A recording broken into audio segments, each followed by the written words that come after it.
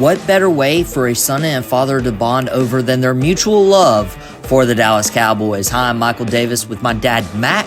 We're a star-studded son and dad duo on the star-studded Cowboys Network, powered by Fans First Sports Network and Boom Broadcasting.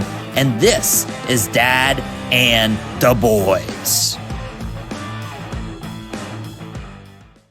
The 53-man roster is decided. Yes, we finally have the 53-man roster. We didn't want to talk about it earlier in the week because we were like, okay, who's going to end up on practice squad? Are we going to make any deals? We ended up making some deals, but we're going to go position by position and just give a very quick synopsis of what we think. First, the quarterbacks. No surprise here. We got Dak Prescott, who surprisingly made the team, right? Yeah, even though he doesn't have a contract yet, he is on the team, folks. So rest assured, he's our QB1. He's our QB1. Cooper Rush, and then Trey Lance. Jerry Jones gave us a spoiler a couple weeks ago. Trey Lance was going to make this team. We're carrying three quarterbacks. I mean, his contract's guaranteed. You're going to pay the guy X amount. I think it's like $5 million or something like that to be on or off the team. So you might as well have him on the team, and hopefully you can invest him or maybe even flip him for a draft pick. Yeah. And what did we give up for him? Would we have to get a third back? We gave up a fourth round pick. So you do at least want a third. You would want a third at least, fourth at the worst.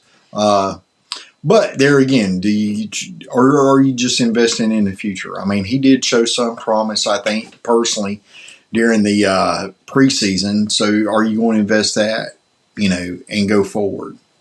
Yeah, that would be something to look out for. For running backs, we got Ezekiel Elliott making the team. He's going to be our RB1. We got Rico Dowdle. We've even talked about 1A, 1B when it comes to running back. And Deuce Vaughn made this team. I am so happy. Well, I think my voice cracked. I think week 2 you started to get glimpse of Deuce making the team or putting a question out there.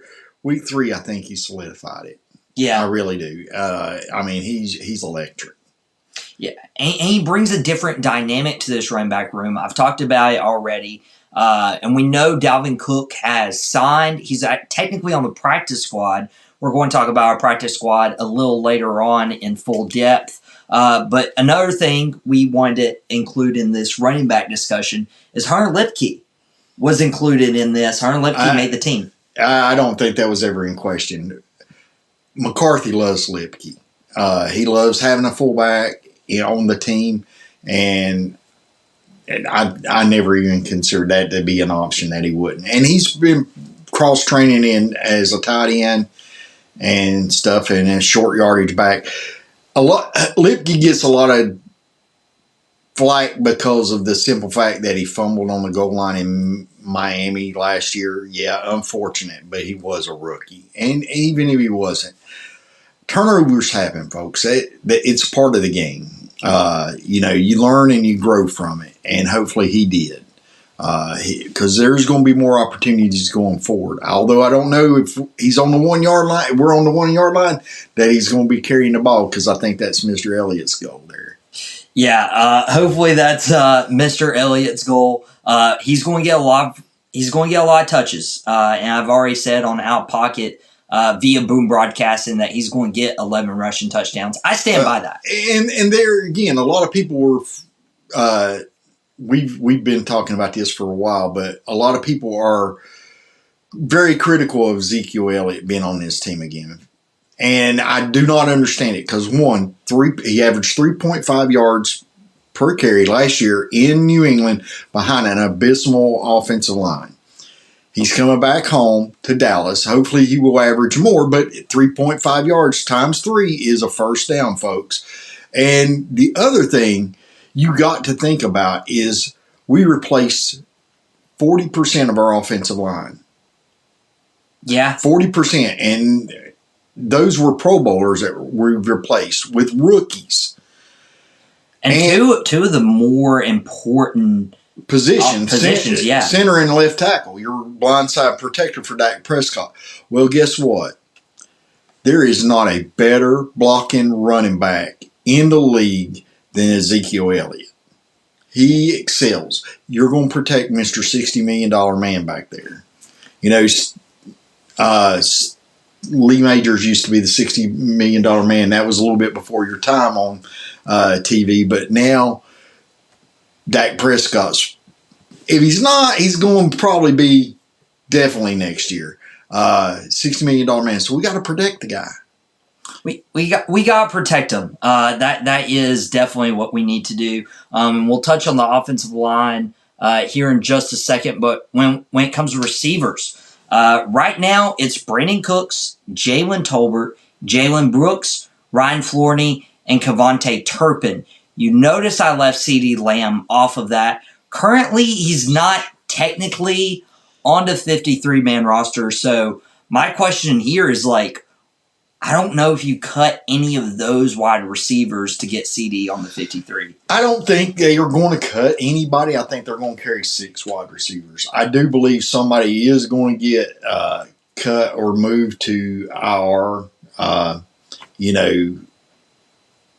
because they did put Deron Bland on IR. They did.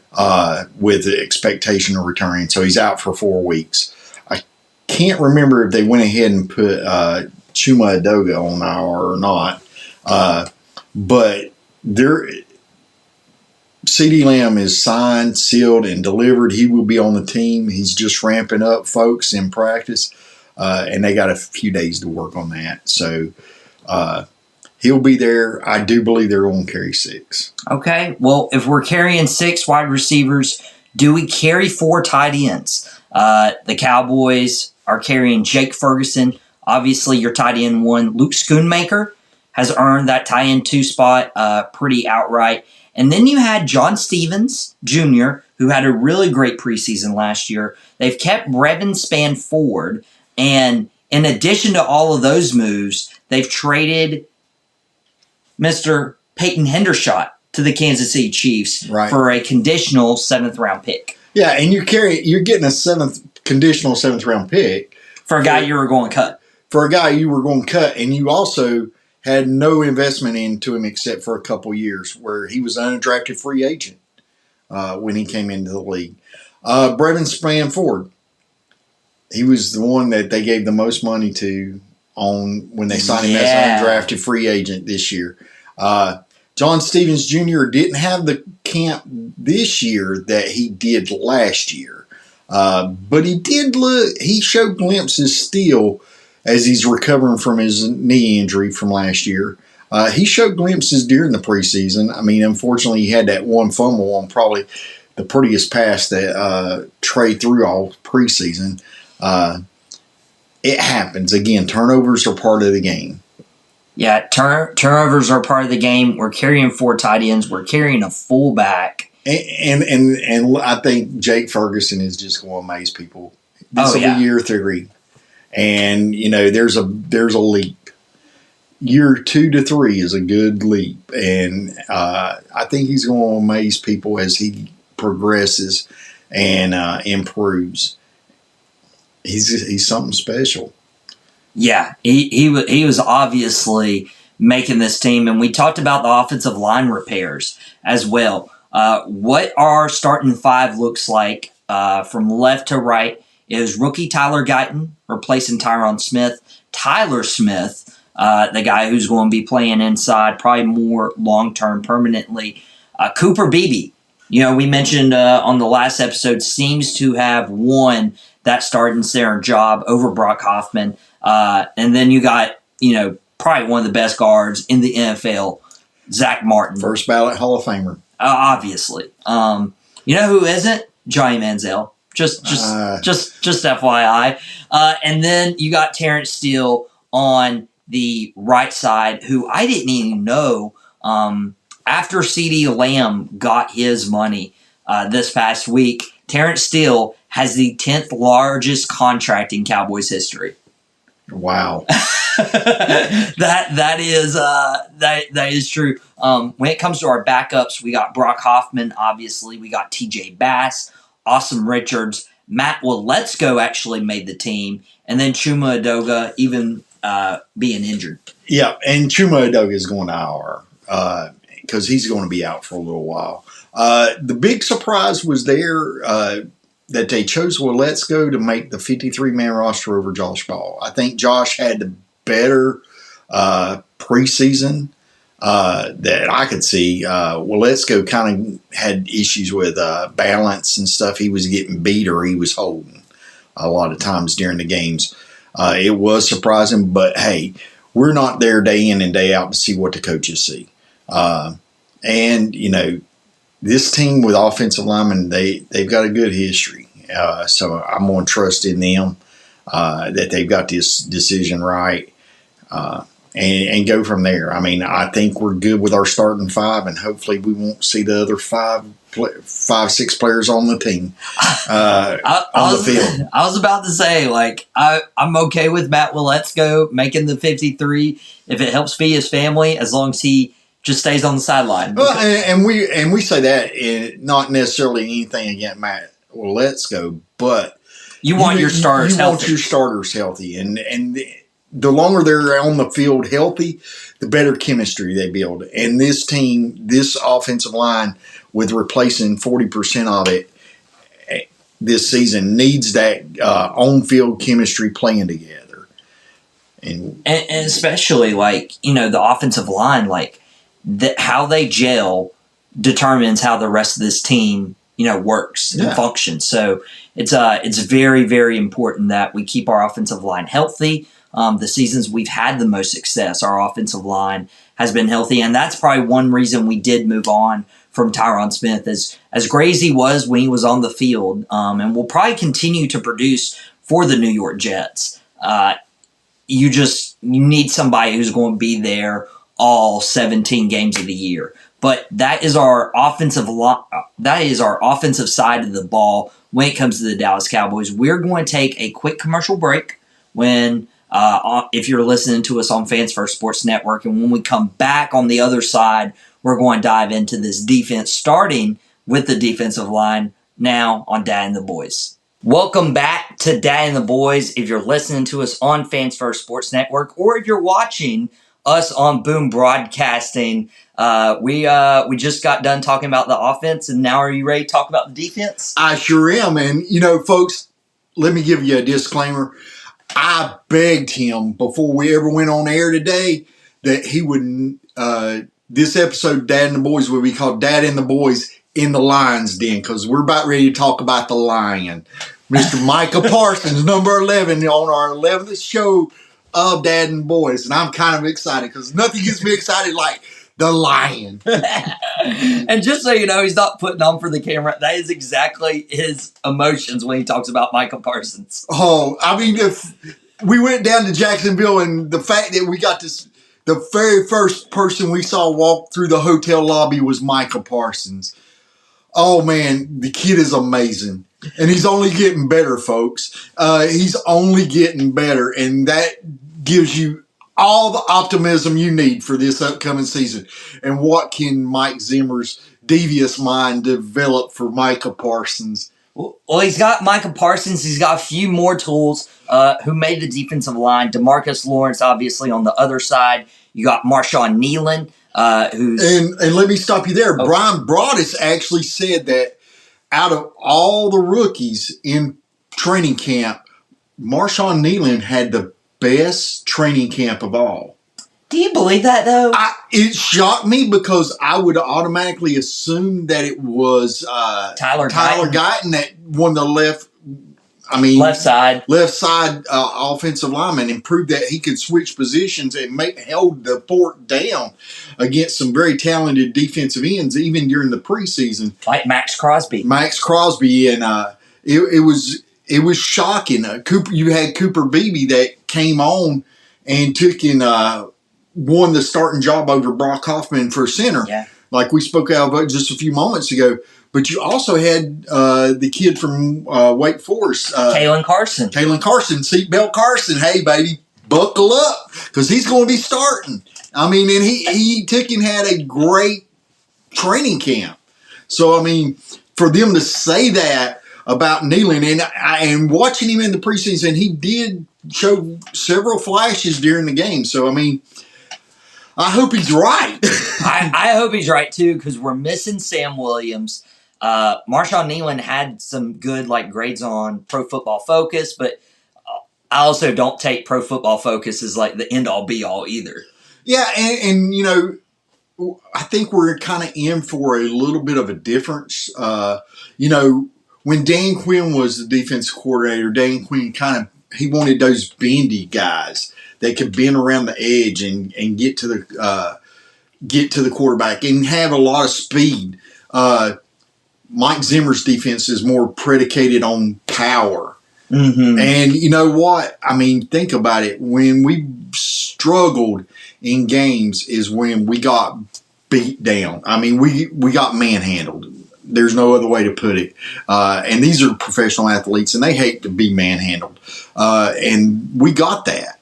And so, I mean, if we're starting to build power rushers that has some speed, and they can still bend the edge, but they are predicated on power.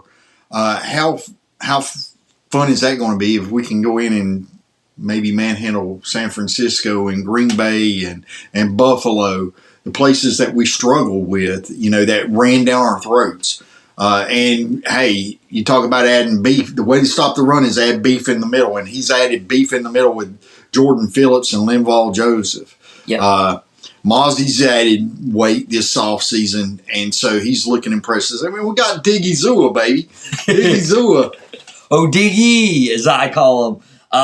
And then one name that surprised me that didn't make the 53-man roster, we'll talk about practice squad here in a second, was Carl Lawson. But in exchange, Tyrus Wheat made the 53-man roster. And that was probably one of the most shocking on the defense was that Tyrus Wheat made the roster because, I mean, watching the preseason games, it really never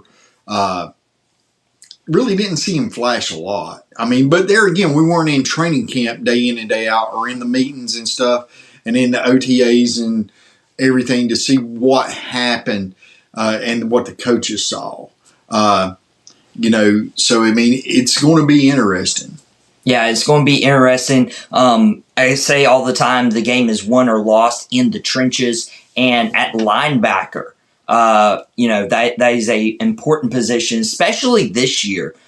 Who made the 53-man roster, I'll go ahead and say, was Eric Kendricks, DeMarvion Overshone, Maris Leofau, Damone Clark, and Buddy Johnson. There was one guy who didn't make it, and we did get you on recording. Welcome to the podcast world. Some things do not age well.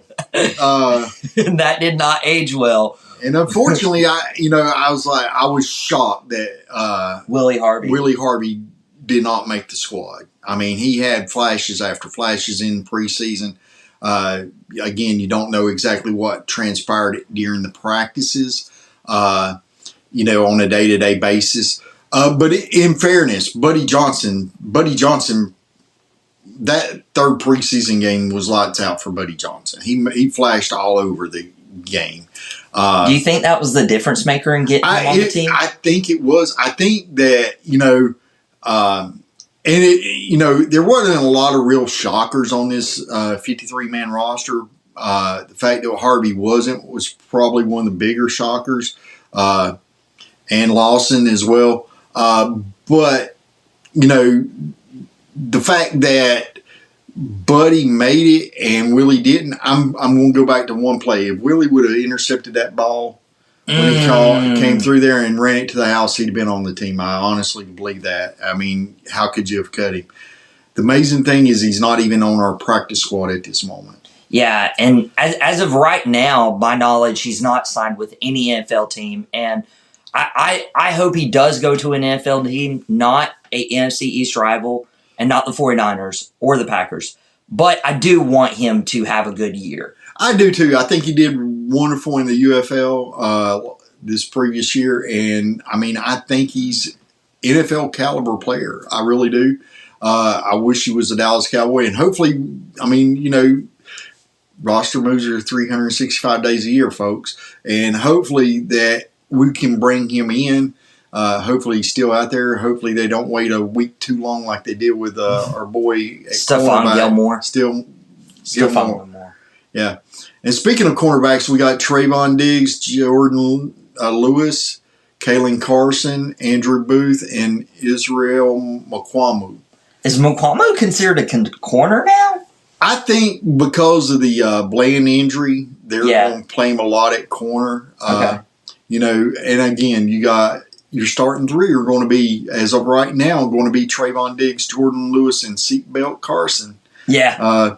Andrew Booth, I think the trade there, and they're hoping that they can pull him out. And he really did have a solid preseason, except for a few long ball plays that he got beat on, unfortunately. But, I mean, again, like we spoke earlier in a previous episode, which you can find here on Boom Broadcasting, Andrew Booth, guy, understand this, every cornerback gets beat. Every corner gets beat. Every tackle gets beat. Every player in the NFL gets beat at certain points. It's like Trey Lance with the 5 interceptions. Romo did 5 interceptions. Those things happen. It's what do you do going forward? And I think he's a wonderful talent and a wonderful acquisition for our team, and I'm looking forward to watching him this year. Yeah, and I know this is more about the 53-man roster, but you notice we didn't name Deron Bland. He's not on the active 53-man roster due to injury. But now it leaves Jordan Lewis and Kalen Carson. They're going to be your top corners along with Trayvon Diggs. Would you rather play Kalen Carson on the outside and Jordan Lewis at the nickel?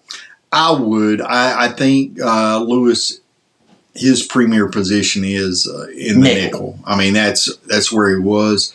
That's where he excels. So let him do his best and kind of slide coverage to help Kalen out. I think Trayvon, coming back from injury, will be able to man down one side of the field. I think he's our shutdown corner, kind of in the old reference of, play the other guys over here. Dion's got this guy. And you never know with Zimmer. I mean, he's such a talented defensive coordinator. What he could very well do, and what you see sometimes is you put Trayvon against their second receiver, and you double the first receiver. Yeah, and you basically you can wipe away the passing of another team and that threat.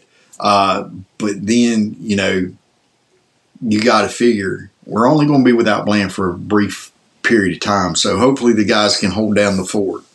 Yeah, and we'll be previewing each game as we go on, Dad and the boys. We got 2 episodes a week right now, and then we got our safety position.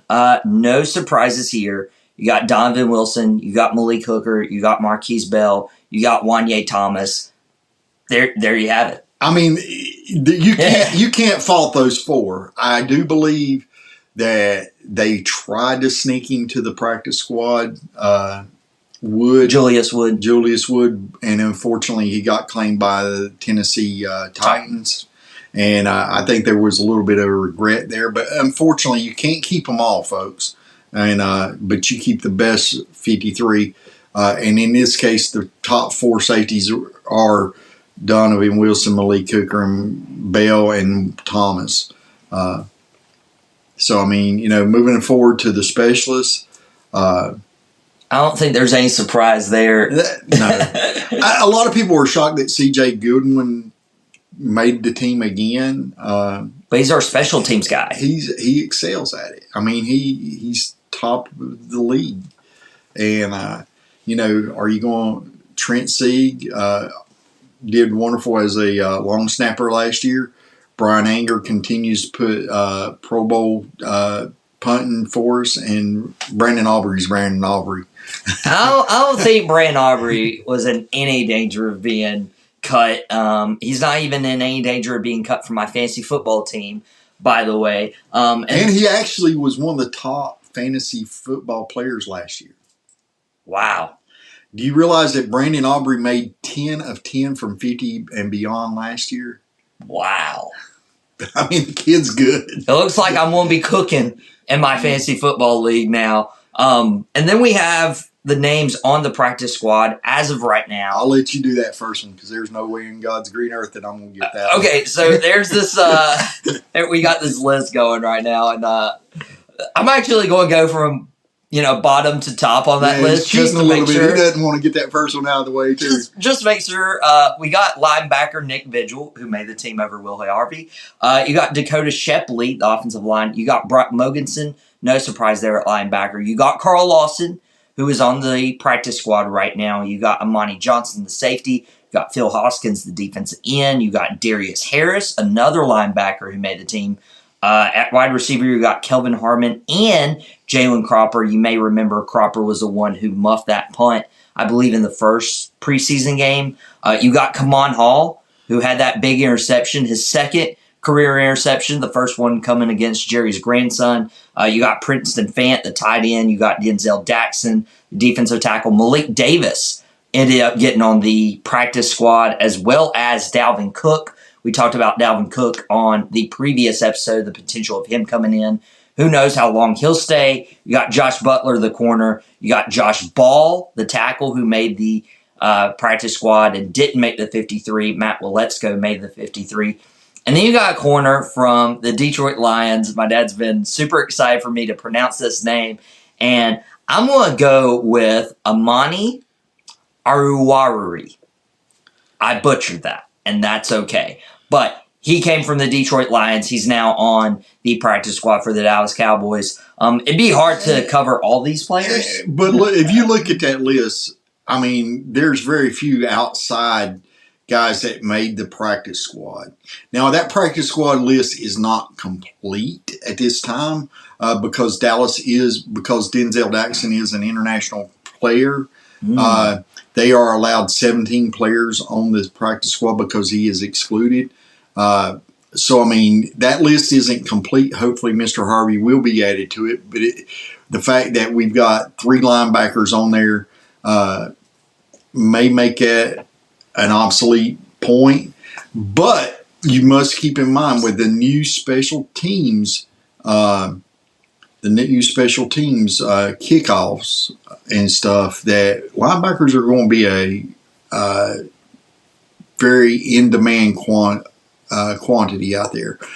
So hopefully he will come there and eventually make the team. Yeah. And one of the names that obviously stands out, the biggest name on this practice squad is Dalvin Cook. I can't see any of our other running backs being cut or moved to the practice squad based on skill sets.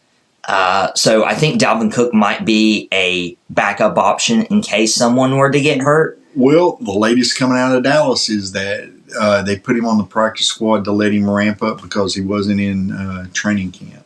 Oh. Yeah. So you think he will be on this roster? I think eventually he will be on the 53-man roster. And that's coming from Jerry Jones. Wow. During his last press conference. I don't know if you got to see that, but he had mentioned that they had placed Dalvin on the practice squad simply because he had missed training camp. This gives him a week or two to ramp up and get in football shape. And I don't know how they're going to do it.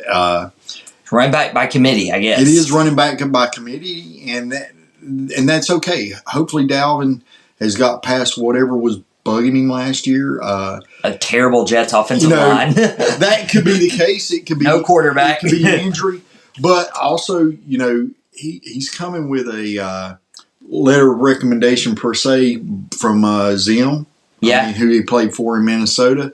And last year we were all sitting here going, well, if you're letting Ezekiel go and get Cook. Go and get Cook. And we never did. Right now we got him at kind of a discount. If you think about it, I mean, because he made good money with the Jets last year. And we weren't really wanting to go out and get an expensive free agent for running back. And I think that's the way this team is going to start being built, is your running back contracts are going to be more in line with where they should be. No more Ezekiel Elliott's huge contracts. And it wasn't Ezekiel Elliott that was the problem. And what these a lot of these players learn in their career is it isn't their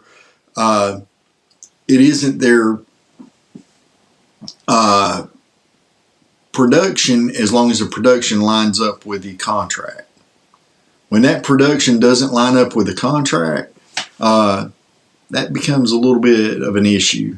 The biggest thing going around right now, if you know that CD's on the team, he is signed and delivered. And now the big news is we don't have Dak under contract. And I'm sure we'll be hitting that on in the future episodes of Dad and the Boys. And hopefully we will be announcing in the near future that Dak has an extension. I'm assuming, and this is my prediction, we know how well predictions age well on this podcast. Mine don't very well, but... But Dak Prescott will be signed before week 1. That's going to happen. Dak Prescott's going to resign. Yeah, I think so.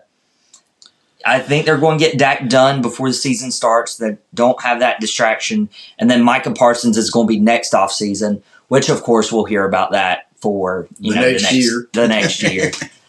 But it's whatever. You can find all your Dallas Cowboy content through the Star Studded Cowboys Network that's presented on Fans First Sports Network in audio form and video form on Boom Broadcasting with Dad and the Boys. But we'll be back next week on Tuesday, and now you may return to your regularly scheduled lives. Thanks for tuning in for Dad and the Boys on Boom Broadcasting on Fans First Sports Network through the Star Studded Cowboys Network. And remember, this is our first rodeo, and we'll catch you here next time.